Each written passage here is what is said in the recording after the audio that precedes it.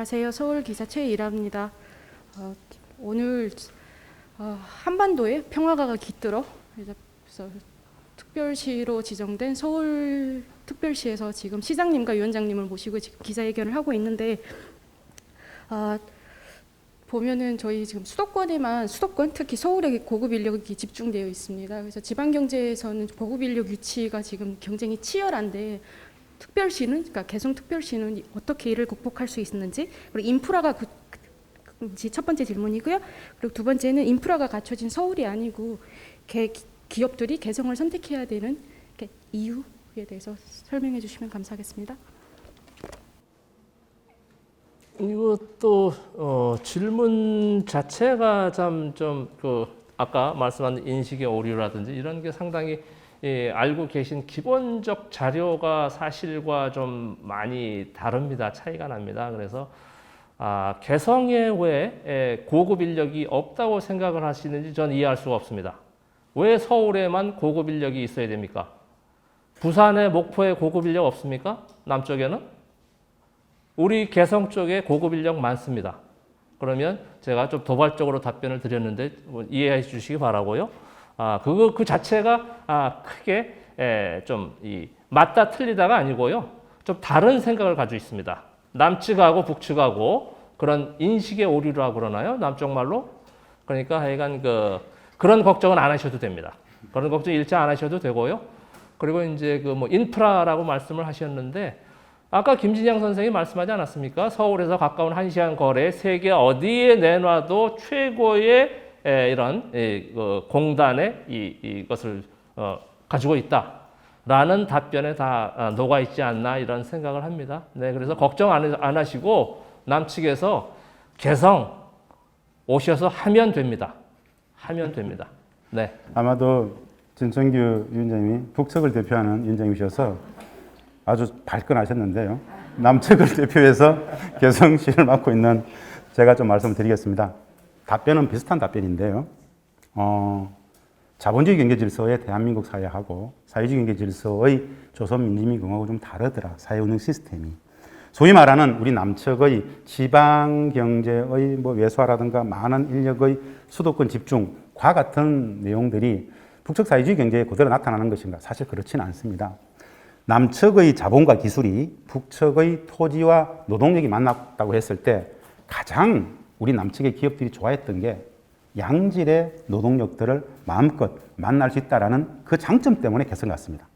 개성 가보니까 최초에 우리 기업들이 원했던 노동력 다 더 달라고 그랬습니다. 우리 기업들은. 왜 그런 줄 아세요? 압도적으로. 원래 개성에 들어가서 사업 계획을 짤 때는 1,000명이 필요했는데 해보니까 욕심이 생겨가지고 2,000명, 3,000명을 요구했습니다. 왜? 북측 노동자 1명이라도 더 고용하면 그게 돈이라고 생각했습니다.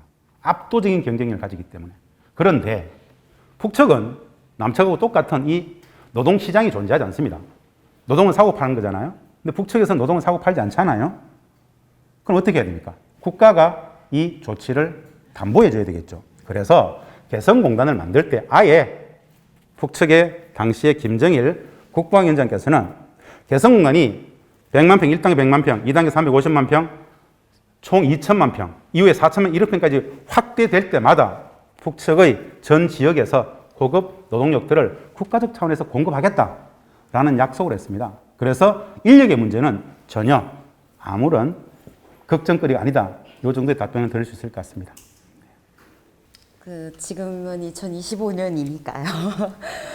개성시가 개성특별시로 지정이 되어서 이제 산업이 발전이 되면 많은 인력 인프라가 이제 밀집이 될 것 같습니다. 그러면 당연히 교육 인프라도 구성이 되어야 될 것 같은데 사실 이 두 국가가 지난 몇십 년 동안 분단을 딛고 일어난 국가들이라서 그 분단 심리와 그리고 이제 분단 문화가 강하게 자리 잡고 있는데 개성에서는 이런 분단 심리와 분단 문화를 어떤 방식으로 융합을 해서 교육을 시켜나가야 될지, 그곳에서 자라는 아이들은 무엇을 보면서 자라는 게 가장 바람직할지 두 분께 여쭙고 싶습니다. 감사합니다. 북쪽에서는 바로 12년 무상 의무 제도입니다. 교육입니다. 그래서 유치원, 낮은 반, 높은 반, 6세, 7세, 그리고 소학교 5년, 그래서 남측에 이제 초등학교라고 그러나요? 그 6년 맞습니다. 그리고 초급 중학교, 고급 중학교 3년, 3년, 남측에 중학교, 고등학교 3년, 3년, 그래서 12년이 무상 의무 교육입니다. 북측에서는. 그래서 일단 그 교과 내용을 어떻게 공동으로, 그것은 이제 또 협의가 필요하겠죠. 남과 북은 아무래도 이제 정치 체제, 경제 체제가 좀 많이 다르니까 이런 것들을 어떻게 해서, 우린 말이 통하는 한 민족입니다. 남과 북, 북과 남이 말이 통합니다. 그렇기 때문에 역사도 같습니다.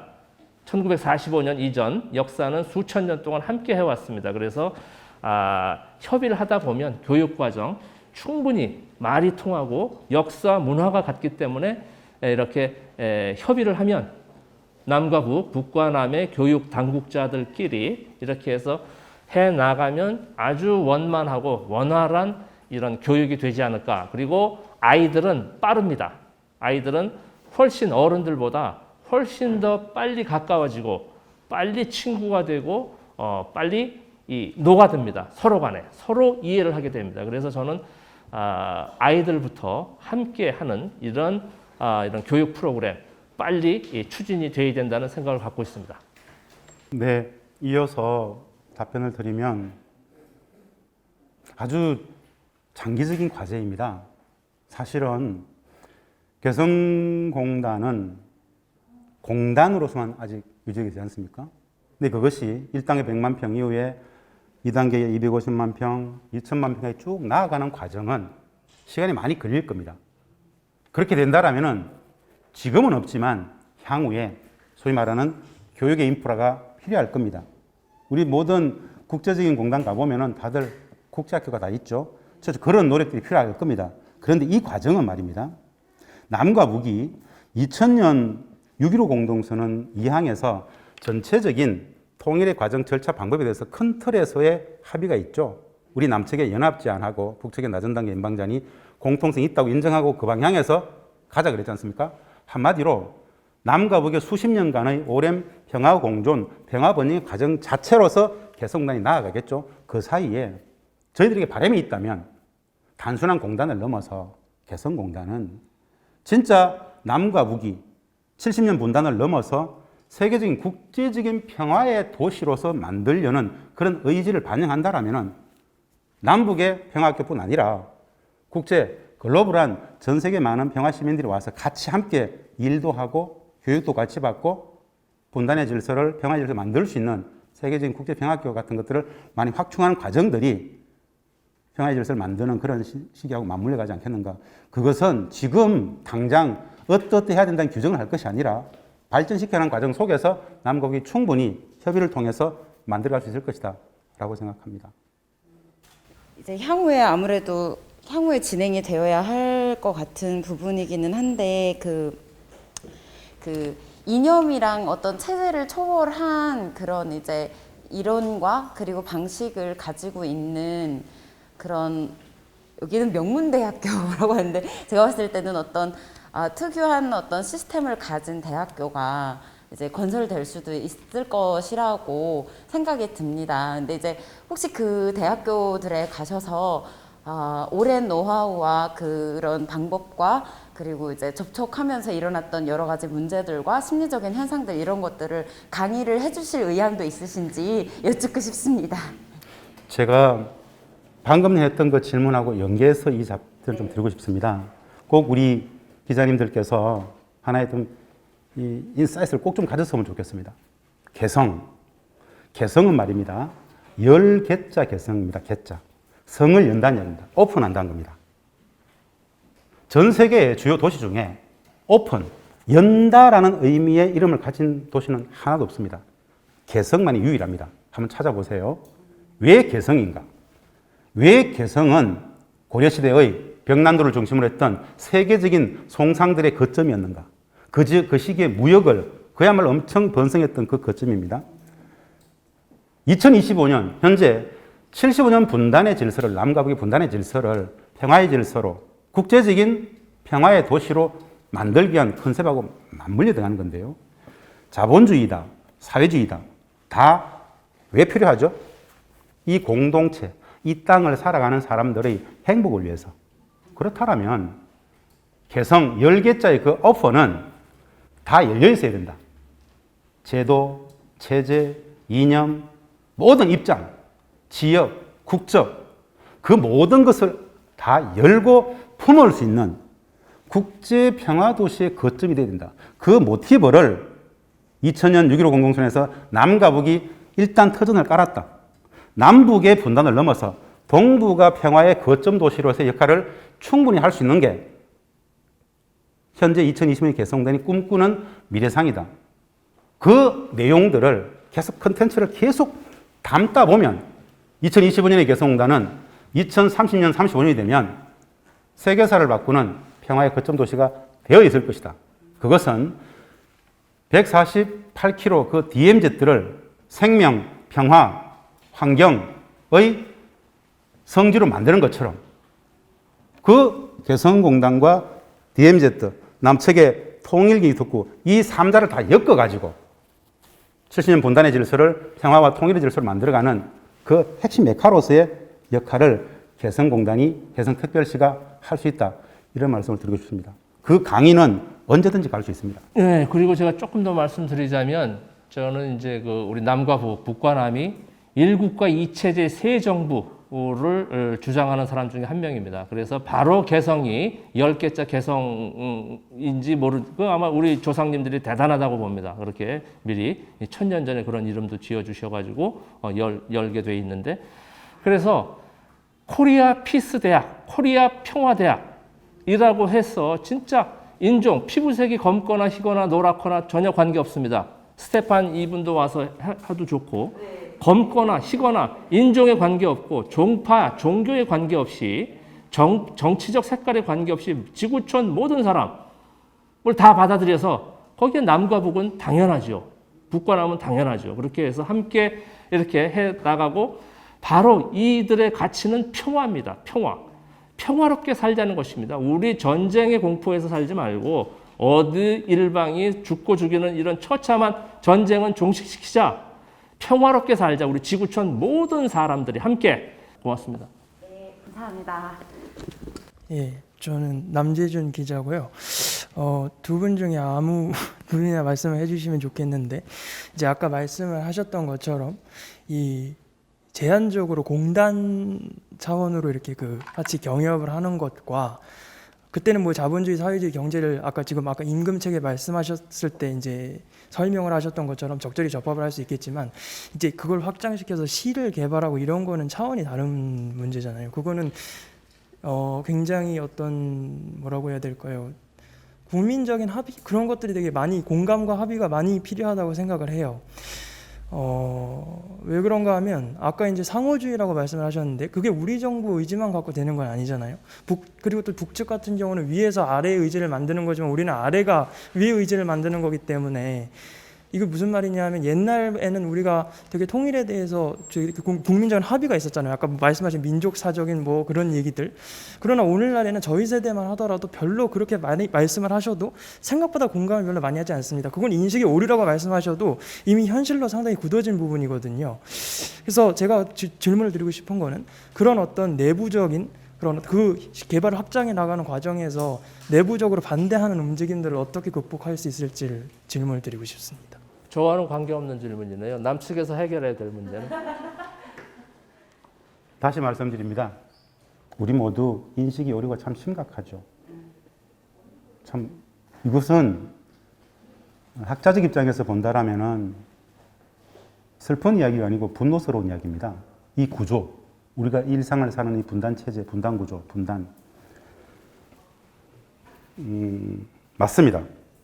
상호주의, 함께 손이 맞닥뜨려야 됩니다.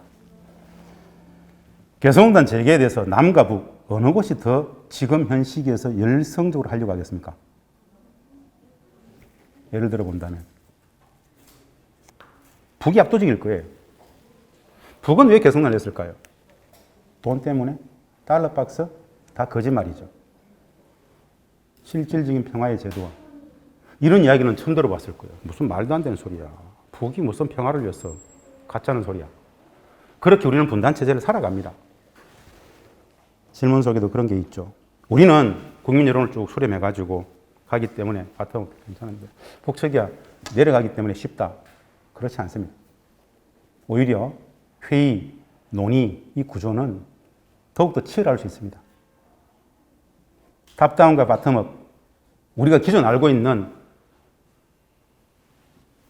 제도로서의 집단주의하고요 전체주의는 완벽히 다릅니다. 그런데 분단체제는 북측의 집단주의를 전체주의로 가르쳐요. 외국의 지점입니다. 그래서 참 어려운 영역입니다. 이 영역은. 왜? 분단체제는 통일교육을 하지 않았다. 기본도 가르치지 않았다. 그래서 발생하는 인식의 오류가 어마어마합니다. 이것은 우리 국민의 문제가 아닙니다. 구조로서, 체제로서 분단이 문제입니다. 사실은. 그래서 분단을 넘어서 평화의 질서를 만들기 위해서는 가장 중요한 게 남북협상도, 한미협상도 아닙니다. 우리 국민들의 바른 통일, 평화에 대한 인식들을 초, 중, 고 교과서에서부터 가르쳐야 됩니다. 최소한 통일의 실체적 개념이 수십 년간의 오랜 평화공존 평화가 통일이라는 사실 자체를 국민들은 잘 모릅니다. 다들 그냥 통일은 현실이 허물어지고 단일한 정치체제, 단일한 경제제도, 단일한 정치 권력 밑에서 아침 일어나 보니까 통일되어 있더라. 이런 건 존재하지 않습니다. 평화가 통일이죠. 그 평화를 이야기하기 위해서는 기본적으로, 가장 기본적으로 알아야 될 게 있습니다. 북에 대해서 기본은 알아야 되지 않겠습니까? 우리는 북에 대해서 모르는 게 아닙니다. 완벽히 잘못 알고 있죠. 그 인식을 가지고 통일 문제를 바라봅니다. 만약에 국민들에게 우리 국민 불행의 구조적 근원이 분단체제이다. 그리고 수십 년간의 평화의 과정 자체는 이 분단의 질서를 넘어서 평화를 만들어가는 과정은 우리 국민들에게 상상할 수 없는 어마어마한 행복을 가져다 줄 것이다 라고 계속 가르쳤으면 통일 문제에 관심이 없을까요? 말도 안 되는 이야기죠. 통일에 찬성에 반대라는 질문을 던지기 전에 정확한 질문은 평화에 찬성에 반대라고 질문을 던지는 것이 통일 문제에 대한 기본 이해인데요. 여하간 현재의 상황은 굉장히 어렵습니다. 이 왜곡된 인식이 너무 빡빡합니다. 저는 가장 필요한 것, 국민적 동의의 과정을 갖추는 과정은 말입니다. 개성단만의 문제가 아니라 통일 문제를 바라보는, 평화 문제를 바라보는 그 기본 인식을 국민들에게 온전히 제대로 정확하게 가르치는 것. 최소한 우리 국가의 공식 통일 방안 정도, 남과 북이 이미 21년에 합의했던 그 통일의 과정 절차 방법에 대한 이것 정도는 초, 중, 고에서 1년에 딱 1시간만이라도 가르친다면 건강한 기초적인 통일 담론들이 형성될 수 있을 것이다. 근데 이 교육들이 전무합니다. 그래서 분단체제는 통일 교육을 하지 않았다라는 이야기. 제대로 된 통일 교육을, 기본이라도 가르치는 통일 교육을 하고 나서 전체적인 인식, 여론, 이런 지형들을 만들어야 되지 않겠는가 생각합니다. 여하간 간에 질문과 관련해가지고 답변을 드립니다. 현재적 상황 속에서 개성난 문제 다들 매우 잘 모르기 때문에 멀리 있고 네거티브하게 생각합니다. 근데 개성단의 가치를 14년간 어떤 일이 있었는지를, 얼마나 많은 돈을 벌었는지를, 그리고 매일매일 평화들이 어떻게 만들어졌는지를 국민들이 온전히 제대로 이해만 한다라면은 아마도 국민들 스스로가 가만 놔두지 않을 겁니다. 열어라. 열어야 될 거 아니냐. 저는 그래서 개성공단을 열기 위해서는 안보리 제재가 중요하지 않습니다. 남북협상이 중요하지 않습니다. 우리 국민들에게 개성공단, 남북경협의 가치를 온전히 알려주는 것, 이것이 기본 중에 기본이다. 그러면 알아서들 판단하실 것이다 라고 말씀을 드리고 싶습니다. 예. 안녕하세요. 저는 스파입니다. So my next question. So foreign businesses often cite market accessibility and infrastructure as factors that determine their location. So how can a city such as this compare to these two extreme examples? 그래서 스테판 기자 같은 경우에는 다시 한번 이제 외자 투자 유치 관련해서 다른 도시들, 예를 들어서 싱가포르, 홍콩 이런 데는 지리적 요건이라든지 아니면 시장 접근성 등 이런 각종 요인이 작용해서 굉장히 유치에 유리하다고 판단이 되는데, 근데 이에 대비되어 개성 같은 경우는 어떠한 이제 유리한 조건을 갖추고 있느냐, 약간 그런 점을 여쭙고 있습니다. 아까 제가 건틀에서 말씀을 드렸습니다만은 이걸 한번 외국 기업들한테 내지는 개성공단에 투자하고자 하는 기업들한테 어떤 장점이 있는지 투자의 요인들을 한번 말씀드려보겠습니다. 첫 번째 말씀드린 바와 같이 압도적인 경쟁력을 가지는 노동력, 이건 기본이죠. 그만한 노동력들을 그만한 임금 수준으로서 전 세계 어디서 찾을 수가 없습니다. 두 번째, 똑같은 노동력의 문제입니다만은 그 책임성, 뭐 이런 부분들인데요. 그럼 노동력의 압도적인 경쟁력 말고 다른 것들은 어떤 게 있을 것인가? 관세가 없습니다. 개성공단을 왔다 갔다는 개성공단에 원부자재를 가져가서 만들어서 완제품을 갖고 나오는 과정, 서울로 갖고 나오는 과정에서 무관세 지역입니다. 무관세 지역입니다. 물론 이것을 외국으로 수출하게 되면 관세가 붙을 수 있겠지만 남북 내부 거래일 경우에는 관세가 없습니다. 두 번째, 법인세, 소위 말하는 기업들이 가장 중시 여기는 법인세, 세금을 얼마나 내는가, 법만큼 얼마나 내는가. 기업의 법인세 수준이 전 세계에서 가장 압도적인 특혜를 줍니다. 가장 좋습니다. 우리 남측 같은 경우 보통 20% 내외가 됩니다. 개성공단 같은 경우에 10% 이하입니다. 그리고 5년간은 무조건 세금을 면제합니다. 5년간 면제하고요. 수익을 창출한 이후, 그 이후 3년 동안은 법인세 50%를 또 면제해 줍니다. 여하간에 법인세, 이 세무 회계 제도와 관련해 가지고 상당한 특혜가 있습니다. 그러면 입지 조건과 관련해 가지고 땅, 토지값, 공장을 지으려면 땅이 필요합니다. 그 공장 부지, 분양가가 얼마인가? 다른 공단 지역하고 비교할 수 없을 정도로 쌉니다. 토지값이 거의 들지 않습니다. 임금, 토지값, 각종 조세 제도 그런 측면에서 다시 말씀드리지만 개성공단만한 투자처는 없다. 이 지역 중국 시장을 본다라면은 저는 개성공단을 염두에 두라 그럽니다. 중국의 15억 시장, 이 동아시아 시장을 본다라면은 개성에서 만들어서 남측 대한민국 시장에도 내놓을 수 있겠지만은 동북 삼성의 중국 시장 전체를, 개성에서 가장 가까운 곳이 인천공항, 개성에서 가장 가까운 곳이 해주항입니다. 인천공항에서 위에 중국까지 거의 1시간 거리죠. 전 세계에서 가장 큰 시장이 중국 시장입니다. 그걸 본다라면 가장 압도적인 지경학적인 위치가 개성공단이다. 물적 시스템에서, 항공, 해운, 그 많은 시스템에서 그런 식으로 개성공단의 장점들, 경쟁력들을 설명을 드리고 싶습니다. 뭐 다른 나라 얘기할 건 없지만 홍콩, 싱가포르와는 비교가 안 된다 이렇게 말씀드릴 수 있습니다. 수치적으로도 그냥 막연히 뭐 북측이다 해서가 아니고 수치적으로. 예, 고맙습니다. 예, 고맙습니다. 하나가 되기 위한 첫걸음. 한반도 통합선언에 이어 지금까지 한반도 개성특별시 김진양 시장과 한반도 개성특별시 진천규 인민위원장의 기자회견이 여기 개성 프레스센터에서 진행되었습니다.